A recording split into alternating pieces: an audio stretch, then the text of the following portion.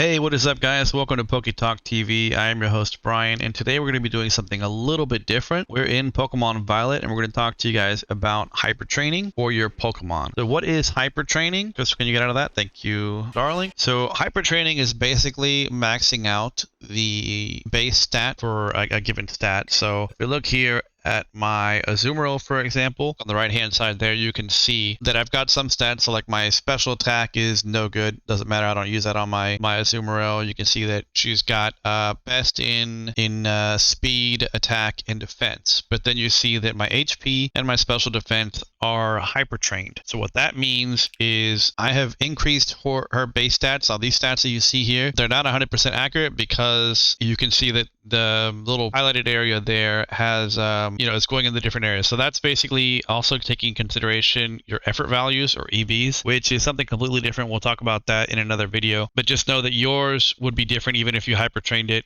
because my EVs are all over the place on this Azumarill. So if you want to take one of these Pokemon into a raid battle, maybe you want to do a 5-star, 6-star, or even the 7 stars when they come around. For example, last weekend we had the 7-star Charizard, and I'll do a video on Azumarill for that 7-star Charizard for when it comes back on December 16th, and a strategy for taking that guy down pretty quickly. Anyways, that's basically artificially maxing out your stats. Now, that doesn't carry over if you do things like breeding. I'll try to talk about breeding a little bit later, but that's out of the scope of this video. So hyper training just allows you to take any Pokemon. Let's say this is a shiny Azumarill, and you want to use that in raid battles, and it just has terrible stats. Well, you can basically negate that by hyper training. So to hyper train, you want to come. We are here on the map. We are in Montenevere, up in the mountain area. This is where the ghost gym is, the 8th gym. Obviously you can take them on in whatever order you want, but this one should be the 8th gym that you take on, as it is the most northern. And you're going to come over to this guy right here, and he is your hyper training guy. So one of the things you need, for one, is your Pokemon needs to be at least level 50 to hyper train. Anyways, we're going to come in here, and he's going to have you pick the Pokemon. So we're going to go to our Azumarill here. We're going to say yes. He's going to ask you if you would like to use bottle caps or gold bottle caps. So the gold bottle caps are very, very rare. I haven't seen one yet, and I've done quite a few raids. I know other people have gotten them, obviously, because they've been playing a lot more than I have. But that will basically max out all your stats, or at least hyper train all your stats. A bottle cap by itself only works for one set at a time, so you have to use one bottle cap every time you want to use it. So these crowns right here, these mean these stats are already maxed out, and you can't do anything else. So we're going to go ahead in here and hyper train our special attack. Now, I'm not going to save this because I don't feel like wasting a bottle cap on a stat that it's not going to be used by my Azumarill, but it's just to give you the example. So we're going to go ahead and hyper train there, and after a couple seconds, there you go, you're done. We can come in here, look at my Azumarill here in the box, and now we can see that that stat has been hyper trained. So if you can remember what it was before, I should have done this before we checked, but now you see that stat has changed quite a bit,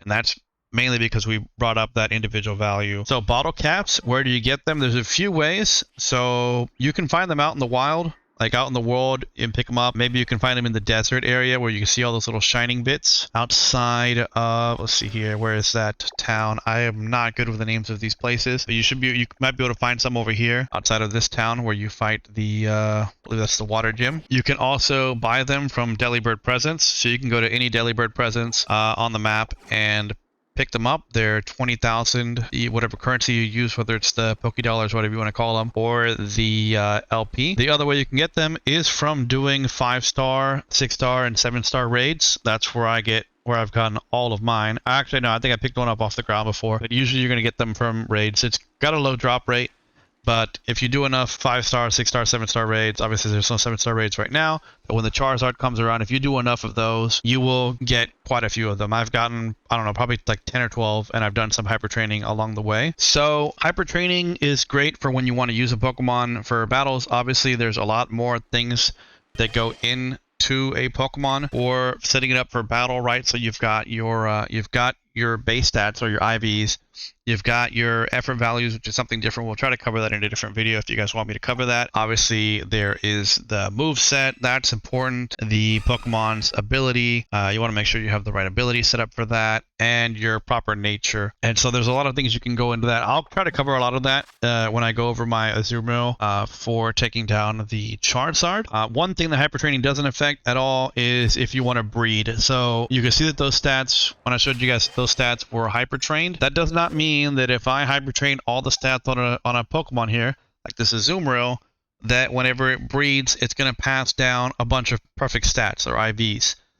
It will not affect the hyper trained stats, will not affect the potential IVs of the other Pokemon. You know, it has a chance to pass down, if you use the right items when breeding, to pass down some of its perfect IVs at random whenever it takes the IVs from the parent Pokemon, or it could, you know, take down some variation of the other stats, but it won't. You can't just breed a perfect Pokemon from hyper trained Pokemon. It doesn't work that way. It's just only for combat.